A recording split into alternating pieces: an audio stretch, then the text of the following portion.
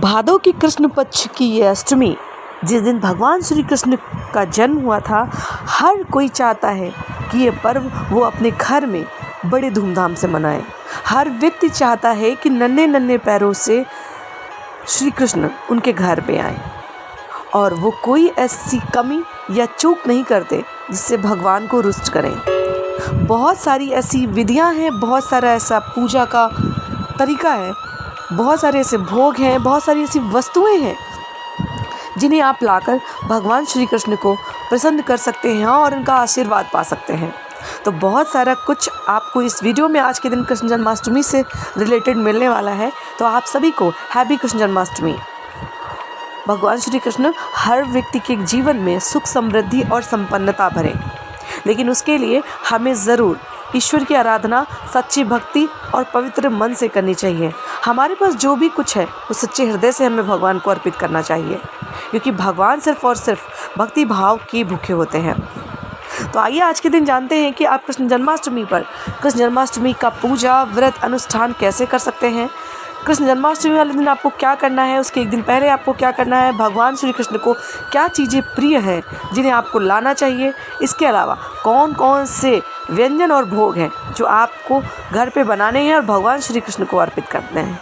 तो आज के दिन सबसे पहले जानते हैं कि यदि आप कल के दिन भगवान श्री कृष्ण का व्रत रहने वाले हैं तो सबसे पहले आज के दिन ही आप अपने मन और भाव को पवित्र करें, यानी कि आपको आध्यात्मिक भाव में रहने की ज़रूरत है। इसके अलावा आपको भोजन में लहसुन प्याज का सेवन नहीं करना है। एक दिन पहले से ही आपको ये सोच कर रखना है कि हमें कल व्रत रखना है और हमें लहसुन प्याज का भोजन नहीं करना है। रात में खाना खाएं तो भी वो सादा ही हो, और अगले दिन सुबह जिस दिन कृष्ण जन्माष्टमी आपको मनानी है उस दिन सबसे पहले आप भगवान श्री कृष्ण का नाम लेकर उठें और मन में सिर्फ और सिर्फ कृष्ण जी को ही प्रेम और पूजा भाव का स्थान दें। सुबह उठकर सबसे पहले आपको घर के काम खत्म करने हैं, नहाना है, धोना है। उसके बाद भगवान श्री कृष्ण, यदि आपने लड्डू गोपाल रखे हैं या आपने कोई प्रतिमा रखी है तो उन्हें आपको साफ़ करना है और एक अलग स्थान पर, यानी कि जहाँ आपका पूजा घर है उससे थोड़ा सा हट के उनके लिए एक विशेष स्थान की सजावट करनी है। आप चाहे तो फूलों से कर सकते हैं, बलून लगा सकते हैं, या फिर आप जैसे भी डेकोरेशन करना चाहते हैं कर सकते हैं। और भगवान की प्रतिमा ने लड्डू गोपाल को लाल या पीला वस्त्र बिछाकर उस पर बिठाएं। उसके बाद आप भगवान को मन से याद करते हुए एक दीपक जलाएं जो रात के 12 बजे, यानी भगवान के जन्म के समय तक जलता रहना चाहिए, यानी कि आपको अखंड ज्योत जलानी है और भगवान श्री कृष्ण के व्रत को करने का संकल्प लेना है। इसके अलावा आपको भगवान श्री कृष्ण को यह विनती करनी है कि वो आपके घर आएँ और आपके परिवार पर कृपा दृष्टि बनाएं। आपका पूरा दिन और आपके परिवार के लोगों का पूरा दिन शुभ और मंगलमय बनाएं। और फिर अपने कान्हा जी के लिए अपने हाथों से देसी घी के जो भी आप भोग चढ़ाना चाहते हैं अपनी यथास्थिति के अनुसार लड्डू बनाएं, पंजीरी बनाएं। और सबसे जो विशेष भोग होता है वो माखन मिश्री होता है। यदि आपके पास माखन मिश्री है तो आप उसकी तैयारी करें। अगर माखन मिश्री नहीं है तो आप घर में जो मलाई होती है उस मलाई में दूध और मिश्री डालकर रख सकते हैं, वो भी भगवान को अति प्रिय होता है, क्योंकि आप भक्ति भाव से जो भी कुछ रखेंगे वो भगवान स्वतः ही ग्रहण कर लेते हैं।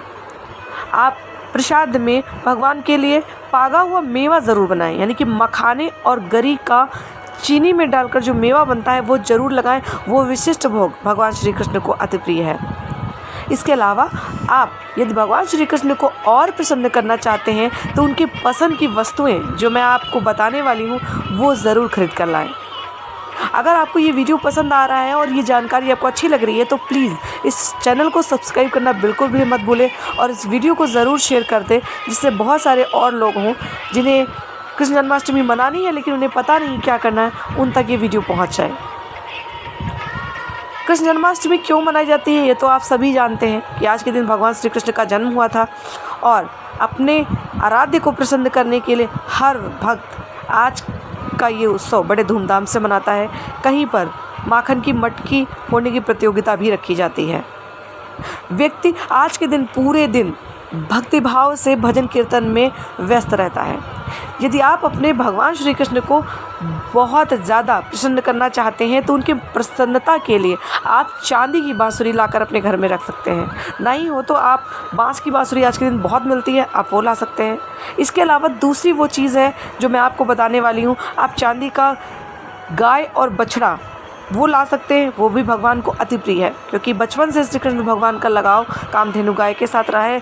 वो अपनी गायों से बहुत ही प्रेम करते थे, तो आप ला सकते हैं, तो वो भी ला सकते हैं। इसके अलावा तीसरी और महत्वपूर्ण चीज़ है, बहुत आसानी से आज के दिन बाज़ारों में मिल रही होगी, भगवान को मोर पंख बहुत पसंद है। मोर पंख से बहुत सारे वास्तु दोष भी दूर होते हैं, और मोर पंख भगवान श्री कृष्ण अपने मुकुट पर धारण करते थे, इसलिए आज के दिन आपको मोर पंख ज़रूर लाना चाहिए।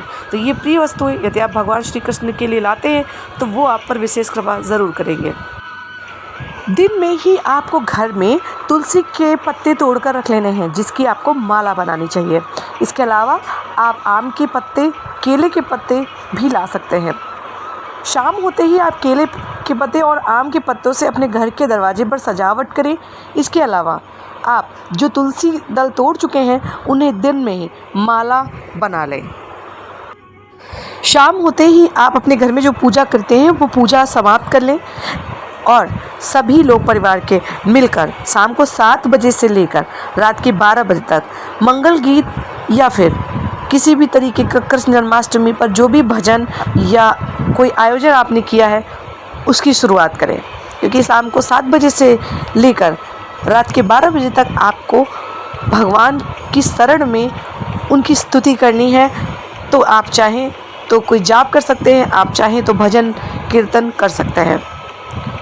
जैसे जैसे समय बीतता जाए आप अपनी तैयारी कंप्लीट कर लें, जिससे कि आपको पूजा करते समय बार बार उठना ना पड़े, क्योंकि पूजा करते समय यदि आप बार बार उठेंगे तो फिर आपको बहुत सारी चीज़ों में डिस्टर्बेंस होगा।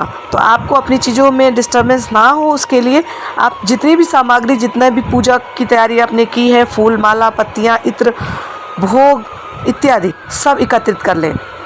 11:30 बजे के बाद आप एक दिया प्रज्वलित करें। दिया प्रज्वलित करने के बाद जैसे जैसे समय करीब आए, सबसे पहले आप एक थाली लें, साफ हो, पीतल की हो तो बहुत ही अच्छी बात है। उस पर स्वास्तिक बनाएं, हल्दी से स्वास्तिक बनाने के बाद उस पर गेंदे का या गुलाब का फूल की कुछ पंखुड़ियाँ रखें। फिर भगवान श्री कृष्ण को उस पर बिठाएं। अगर आपके पास लड्डू गोपाल हैं तो आप लड्डू गोपाल को स्नान कराएं। स्नान कराने के लिए आपको विशेष ध्यान रखना है कि दक्षिणावर्ती अगर शंख है तो उसमें इत्र, केसर और जल तीनों को मिलाकर आपको स्नान कराना है।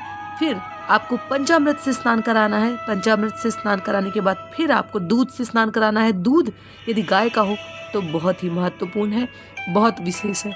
उसके बाद आपको फिर गंगा जल से स्नान कराना है। स्नान कराने के बाद भगवान को पीले रंग की यदि सूती कपड़े हैं तो उससे आप पीला, आप तौलिया भी सूती ले सकते हैं, उससे आपको भगवान को पोंछना है।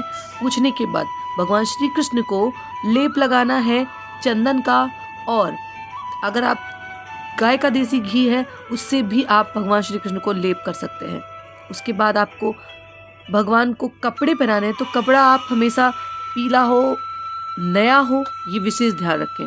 भगवान श्री कृष्ण को पीले नए कपड़े पहनाइए, और उनकी सजावट के लिए जो भी वस्तुएं आप लाए हैं, नया मुकुट, नई माला इत्यादि, उन्हें अर्पित करें। भगवान श्री कृष्ण को बैजंती की माला क्योंकि प्रिय है, अगर आप वो अर्पित करते हैं तो बहुत ही विशेष कृपा होती है। नहीं तो जो आपने दिन में तुलसी की माला बनाई है आप उसे भगवान श्री कृष्ण को अर्पित कर सकते हैं। उसके बाद भगवान श्री कृष्ण का जो आसन है उस पर भी नए कपड़े, नई चद्दर, नए गद्दे आप बिछाएं, उस पर उन्हें बिठाएं। फिर प्रेम पूर्वक आप एक दिया लें, धूप बत्ती लें और लौंग, कपूर की आरती भगवान श्री कृष्ण की करें। भजन गाएं, भगवान श्री कृष्ण की आरती करते हुए बाल रूप की आरती आप ज़रूर गाएं।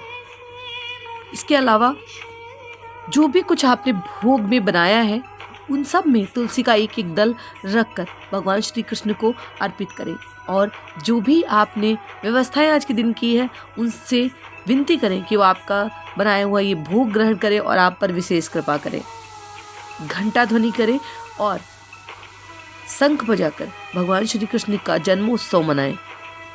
इसके बाद सभी लोग खड़े होकर भगवान श्री कृष्ण का जयकारा करें और भगवान से अपनी अपनी प्रार्थना करें।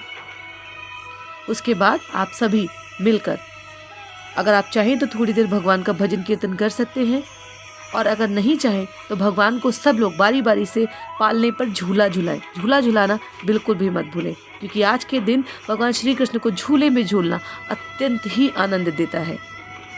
और उसके बाद सभी परिवार वालों को जो भी आप प्रसाद लाए हैं, फल मेवा मिष्ठान जो भी आपने भगवान को अर्पित किया है, वो सभी को बांटें। ऐसा करने से भगवान की कृपा तो प्राप्त होती है, साथ में घर परिवार में स्नेह भी बना रहता है, और आपके जीवन में जो भी दुख, परेशानी, संकट या भी किसी भी तरीके का कोई व्यवधान है पारिवारिक, वो सब दूर हो जाता है। भगवान श्री कृष्ण की कृपा प्राप्त होती है और भगवान श्री कृष्ण खुशियों से अपने चरण उस व्यक्ति के घर में रखते हैं। भगवान श्री कृष्ण सब पर कृपा करें ऐसी मनोकामना के साथ। आज के दिन का ये वीडियो आपको पसंद आया तो इसे शेयर करिए, चैनल को सब्सक्राइब जरूर करिए।